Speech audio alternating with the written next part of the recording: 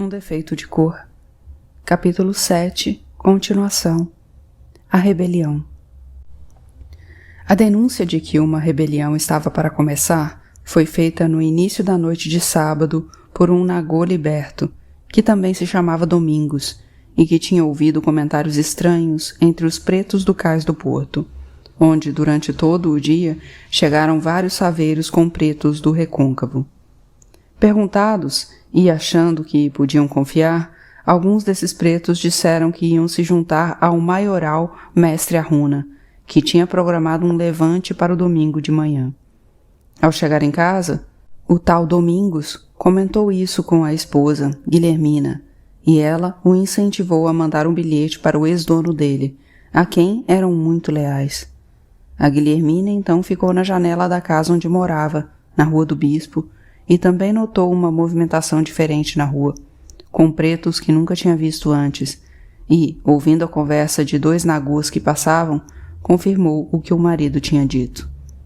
Os nagôs estavam convidando um outro a participar do levante que, segundo eles, começaria com o toque da alvorada, por volta das 5 horas da manhã. Também achando que devia lealdade ao próprio ex-dono, a Guilhermina resolveu avisá-lo, principalmente porque já tinha a confirmação do horário em que tudo aconteceria. Na volta para casa, depois de fazer a denúncia, ela encontrou sua comadre, a nagô Sabina, que era ninguém menos que a mulher do Vitório Sully. Naquele momento, a Sabina tinha acabado de sair da loja do Manuel Calafate e estava, justamente, indo até a casa da comadre para se aconselhar com ela sobre que atitude tomar. Eu acho que, na verdade, a Sabina queria apenas se vingar do Vitório Sully denunciando uma rebelião da qual ele participaria, fazendo com que ele ficasse mal visto entre os companheiros. Ela tinha brigado com o Vitório Sully logo de manhã e ido para o ponto onde vendia comida, na Cidade Baixa. Ao retornar, já de noite, encontrou a casa toda revirada e os filhos sem saber o paradeiro do pai, que tinha saído de casa levando algumas roupas. Achando que tinha sido abandonada, a Sabina resolveu ir até os lugares que ele costumava frequentar, como a loja do Manuel Calafate. Sabia que ele estava lá dentro porque tinha ouvido sua voz no meio de muitas outras que falavam da vitória dos pretos sobre os brancos. Como a Guilhermina ainda estava com medo de que o seu antigo dono e o do seu marido não tivessem acreditado, foi até a casa de um vizinho importante, contando a história desde o início, acrescida das informações da comadre. Na casa desse vizinho, para nosso azar, estavam 2 amigos do juiz de paz do distrito da Sé, que trataram de avisá-lo imediatamente. O juiz também não perdeu tempo. Passou na casa do comandante da guarda municipal e os 2 foram juntos até a casa do presidente da província, que tinha sido empossado pouco tempo antes e estava querendo mostrar serviço. Isso aconteceu por volta das 10 da noite e, sem demora, o presidente mandou reforçar a guarda do palácio e convocou o chefe da polícia, dando instruções para que todos os quartéis da cidade ficassem em alerta máximo, para que os juízes de paz reforçassem as rondas em seus distritos e avisassem os inspetores de quarteirão. Além disso, o chefe da polícia mandou uma fragata vigiar o mar e evitar que os navios ancorados fossem tomados para a fuga durante a possível rebelião, e que um comandante de cavalaria seguisse com uma tropa rumo ao Bonfim, para proteger as pessoas que estavam na festa, caso o levante atingisse as roças e os engenhos de Itapajipe. E, por fim, ordenou que os juízes de paz da freguesia da Sé, onde estávamos, organizassem patrulhas para revistar todas as lojas onde moravam africanos, na região indicada pela Sabina. Foi numa dessas patrulhas que enfrentamos, comandada pelo juiz de paz do 2º distrito da Sé. Quando saímos para o corredor, tendo o Manuel Calafate à frente, o Mussé atirou e matou um dos policiais. Do outro lado da loja, na rua, já estavam os homens que tinham pulado o muro do quintal, e logo dominaram o restante da patrulha, formada por 4 oficiais e alguns paisanos. Nós também perdemos 2 homens, um que não cheguei a conhecer, morto a cacetadas por 2 crioulos pertencentes ao juiz de paz. E para azar ou punição da Sabina, o Vitório Sully, que morreu ao ser atingido por um tiro na cabeça. Eu tentava me acostumar ao barulho para saber como agir, e, misturados aos gritos de guerra em árabe, Haussá e Iorubá, além da luta corpo a corpo, os tiros eram o que mais incomodava. O Fatumbi percebeu a minha perturbação e me disse para ficar atenta se quisesse continuar viva e para não ficar parada esperando o chumbo. Os 2 grupos foram separados, como tinha sido combinado antes, e tomamos a rua, batendo nas portas das casas, avisando aos companheiros que a rebelião já tinha começado.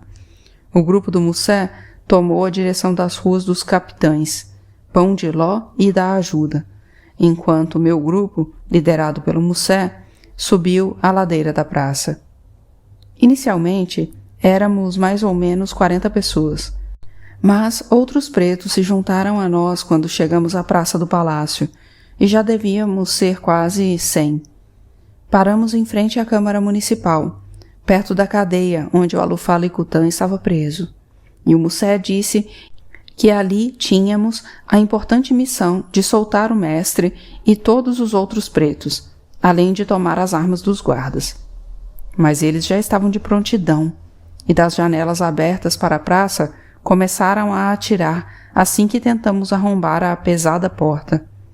Foi quando os guardas do palácio, do outro lado da praça, também começaram a atirar, e tivemos que voltar a nossa atenção para eles, que eram em maior número. Muitos dos nossos caíram feridos pelas balas e foram levados até os estaleiros da preguiça. Como não podíamos enfrentar os guardas armados e açoitados, o Mussé disse que depois cuidaríamos da libertação do Alufala Icutã e mandou que alguns de nós fossem para o terreiro de Jesus e outros para o Largo do Teatro, entre os quais me incluí. Nestes 2 lugares estavam programados encontros com grupos que partiriam de diversos pontos da cidade. E, de fato, alguns pretos já estavam por lá, escondidos nos becos e nas ruas vizinhas. Em frente ao teatro, encontramos uma pequena patrulha, que rapidamente foi desarmada e posta para correr, sendo que, àquela altura, eu já estava querendo entrar em combate também, e não apenas fazer parte do grupo. Era uma sensação estranha, uma vontade de me vingar, de atacar alguém com a parnaíba que tinha nas mãos. Principalmente quando via um dos nossos sendo atingido, o abadá branco, manchado de sangue no lugar perfurado pela bala. Mas os guardas evitavam o confronto, como fizeram também na nossa parada seguinte, um quartel em São Bento, onde mais gente nos esperava para se juntar à rebelião. Eles correram para dentro do quartel e se puseram às janelas, atirando. E contra isso não tínhamos o que fazer, pois não havia armas de fogo suficiente. Já éramos muitos, mas também era grande a quantidade de pretos desertando, e eu tentava convencê-los a continuar. Era desesperador que eles não soubessem que não era só aquilo, que não podíamos responder às armas de fogo dos guardas, mas que também não era aquela a intenção. Não pretendíamos tomar os quartéis ou outros prédios, mas apenas provocar confusão na cidade, reunir o maior número possível de pessoas e nos encontrar com os pretos que nos esperavam em Itapajipe e nas matas do Engenho do Cabrito. Aproveitando a adesão de alguns pretos que estavam no terreiro de Jesus, conseguimos passar em frente ao quartel e fomos para Vitória, onde era grande o número de mussurumins. No caminho, paramos em frente ao convento da Mercês para nos reorganizarmos e encontramos o Nagô Eslebão, que era sacristão e estava escondendo uma malta de pelo menos 20 pessoas em seu quarto. Enquanto Mussé tentava explicar aos outros que precisávamos ficar juntos e seguir até a Vitória, onde os pretos que moravam por lá ainda não sabiam que a rebelião tinha sido antecipada, encontramos uma patrulha que fazia a ronda e que, diante da nossa reação, correu para o forte de São Pedro. Aliás, esse forte era um grande problema, por estar no nosso caminho e por abrigar o batalhão da infantaria. Alguém perguntou ao Mussé se esse batalhão se juntaria a nós, visto que sempre estava à frente das rebeliões que ocorriam na cidade. E ele respondeu que não, que a eles interessavam apenas as rebeliões federalistas, não as que tinham relação com os pretos, embora os pretos tenham se apresentado sempre que convocados por eles. Enquanto pensávamos em como passar pelo forte, percebemos uma confusão se formando diante dele. Eram os pretos da Vitória, que tentavam passar para se encontrar com o nosso grupo. Alguns queriam ajudá-los, mas o Mussé disse que apenas poríamos mais vidas em risco, que era melhor esperar. Eles também estavam vestidos com abadás brancos e armados com espadas, lanças e algumas armas de fogo, e passaram correndo em frente ao muro do forte, atrás do qual os guardas se entrincheiraram. Quando nos encontramos, disseram que tinham deixado pelo menos 2 mortos para trás. O Mussé afirmou que seria muito difícil continuarmos sem as armas de fogo que tínhamos espalhadas por vários lugares, em poder de pessoas que ainda estavam esperando a hora marcada para sair às ruas. Decidiu-se, então, que tentaríamos tomar o quartel da polícia no Largo da Lapa e nos apossar das armas atacando em 2 frentes, com um grupo seguido pela Rua São Raimundo e outro pela Rua da Piedade. Não eram muitos os soldados em frente ao quartel, mas novamente as armas de fogo de que dispunham nos puseram para correr, numa batalha desigual, que, se aceita, seria suicida da nossa parte. Apesar disso, eram muitas as demonstrações de coragem, e nos jogávamos contra os guardas que estavam do lado de fora, sem a proteção dos muros, conseguindo tirar de combate pelo menos 4 ou 5, e pegando as armas que, de fato, eram o que nos interessava. Precisávamos deixar logo a cidade e novamente nos dividimos em 2 grupos, sendo que um devia descer a Barroquinha e passar pela cadeia, dessa vez pelos fundos, e fazer nova tentativa de libertar o Alufali-Cutã. Meu grupo tinha que ir direto para o terreiro de Jesus, reunir o máximo de pessoas que conseguisse e esperar pelos outros, para finalmente seguirmos para Itapajipe. Em frente ao antigo colégio dos jesuítas, novamente entramos em combate com um grupo de 20 ou 30 soldados, que pusemos para correr com a ajuda do grupo que voltava sem ter conseguido libertar o Alufali-Cutã. O Mussé calculou que éramos pelo menos 200. Bastante gente para aquela época, o que hoje já não sei, pois dizem que a cidade cresceu bastante.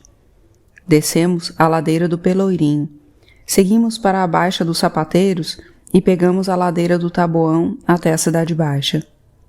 É estranho como todos esses nomes e lugares me voltam à memória sem esforço algum, como se eu estivesse vendo a história acontecer neste exato momento.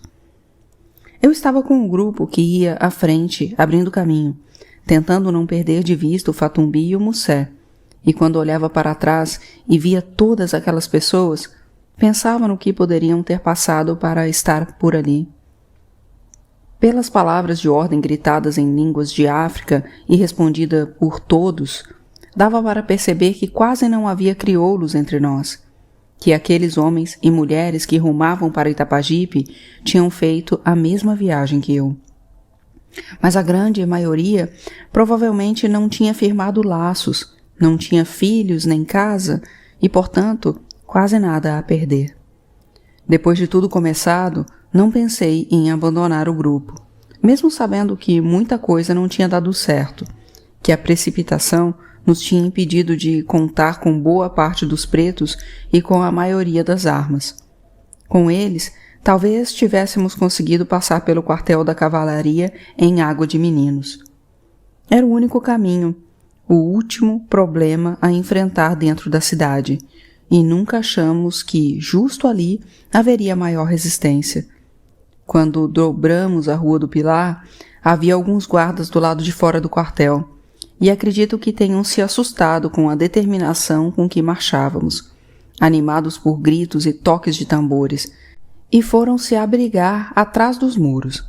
Mas logo saiu a cavalaria, que se pôs no meio da rua e barrou nossa passagem.